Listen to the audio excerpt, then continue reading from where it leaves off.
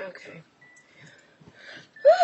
Alright, I'm a little exhausted, but I'm gonna try to pretend I'm not. Okay, so I have two friends, and they've been sort of going back and forth, kind of like having a pissing contest or whatever. But one of the things that they went back and forth with recently was, oh, I can buy her this, no, I can buy her that, oh, I can buy you this, oh, I can buy you that. It's just like, okay, that's nice if it's even true, but I don't know, I don't care. But I think, I mean, like, I'm not complaining because, every girl likes to be fought over or whatever. It's just that I think what annoys me is that it feeds into this culture that I don't like. This very desperate, superficial, it's all about making money culture.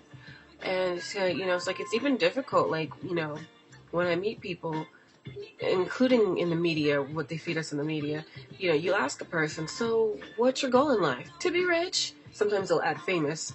But, you'd be like, okay, but what do you want out of life? To have money. And you'll be like, all right, great. What's your destiny? To be wealthy. And you're just like, okay, great. We understand that money will help you, or can help you achieve your destiny. But what is your destiny? Money is the vehicle, not the destination. So we understand that it's the vehicle, but what is your destination? And they'll just be like, I just want to have lots of money. And then you just talk to people, you'd be like, so, what are you about? They'd be like, chasing paper, man, chasing paper. And I'm just like, okay. So your goal is to make money because your desire is to make money because your purpose in life is to make money. Really? If survival and survival times infinity is all we're here for, then, well, that's just a very depressing thought, and it doesn't really make sense, seeing as how we all have so many gifts that we've been given that we're supposed to share, and that we're supposed to kind of, seek and explore the depths of life a little more thoroughly and contribute something deeper to this planet than simply leeching off of it, And so it's kind of like, I don't know. I figured out what my ideal mate is now. Somebody who, when I ask them what their thing in life is, they don't say, oh, making money. Because like I appreciate what money can do, but it's a tool. It's a tool that you use to accomplish your goals. It's not the goal.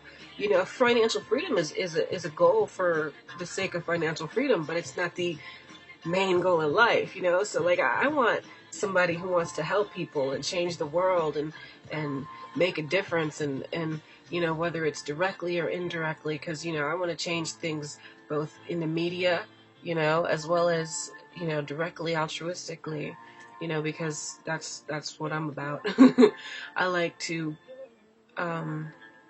write stories that are positive and inspirational and entertaining, and also, star a diverse cast of people, as opposed to Barbie and Ken, because we see enough of that every day.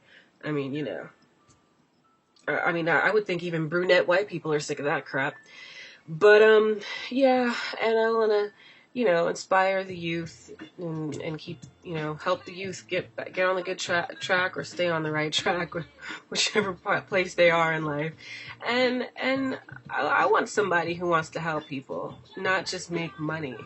Because we have to make money to survive. I get that. But it's not a destiny. Making money is not a destiny. That's why it's like my mom's like, oh, I foresee you one day marrying a rich stockbroker. I'm like, thinking to myself, well, girl, you will.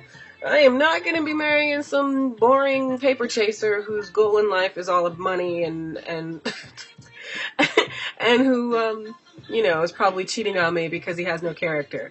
I don't think so. I would rather have the youth minister who's, trying to, help some kids and make a difference. And, he's not rich, but he's rich inside, he's rich spiritually. And that, that's more meaningful and more lasting. And it's heroic. I want a guy who's heroic, because I mean, I admire people who make lots of money, even if it's not in a way that, you know, impresses me in terms of how they made it. I'm impressed by, artistic things and altruistic things and spiritual things and just fun things, but there's people who they know how to make money just like that. And I mean, I don't have a problem acquiring money. I just have a problem keeping it because I'm not the most responsible with it. But that's another story. That has nothing to do with my point. Don't let's not get off track. My point is my point is that it's to admire somebody just because they know how to make a lot of money only for that reason is kind of short-sighted and superficial. And it's kind of like, it's kind of like saying, so, you like somebody just because they know how to survive. Okay, but what if they stab someone in the back to get there? You don't care? It doesn't matter, how they got there? It's just the fact that they got there, I mean, I admire Oprah, not just because she's like the richest woman in the world or whatever, and I know how hard it must have taken her to get there, but because she's like a humanitarian. She shares the wealth. She tries to help people. She gives cars to her friends. I mean, she's cool. You know what I'm saying? She's cool. She's not freaking Donald Trump, who is not cool. I do not admire or like Donald Trump, but I adore Oprah. You know what I'm saying? So, and I mean, she's not the only person I like. I like a lot of people. But and Will Smith is tight. But, it's just, I don't know. And how our government is so obsessed with money and, wanting to censor the internet for the purpose of stopping people from making money off of it illegally when there's child porn and sex slave trafficking all over the place and nobody's concerned with any of that. And in the racial hate groups, nobody cares about that, really. But you care about people making money. So anyway, I know I rambled. It's a little another long video, but I just had to say that. So, money, I make money, money doesn't make me. You make money, money doesn't make you. That's the moral. Thank you. Take care.